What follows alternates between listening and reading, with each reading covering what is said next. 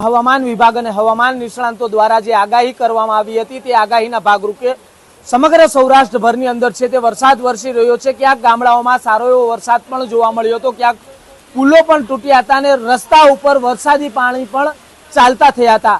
આ દ્રશ્યો જે દેખાડી રહ્યો છે રાજકોટ શહેરના હુડકો વિસ્તારના છે। કોઠારિયા રોડ ઉપર આવેલો હુડકો જે વિસ્તાર આવેલો છે, આ દ્રશ્યો દેખાડીશ કે આજે અત્યારે દ્રશ્યો આવેલા છે તે જોઈ શકાય છે કે વરસાદ છે બપોરના સમયે બરોબરનો જામ્યો છે અને વરસી રહ્યો છે। હવામાન વિભાગ અને હવામાન નિષ્ણાંતો દ્વારા રાજકોટને લઈને આગાહી કરવામાં આવી હતી કે આગામી 48 કલાક સુધી જે રીતના રાજકોટ છે તે યલો એલર્ટ આપવામાં આવ્યું છે ને સારો એવો વરસાદ છે તે વરસી શકે છે।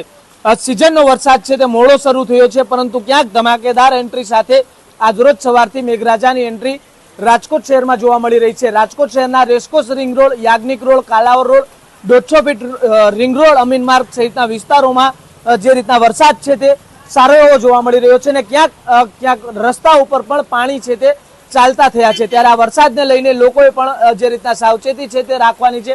નીચાણવાળા જેટલા પણ વિસ્તારો હોય ત્યાં આગળ સાવચેતી રાખવાની પણ જરૂર છે, કેમ કે આ વરસાદ 48 કલાક સુધી ધમાકેદાર બેટિંગ પણ કરી શકે છે।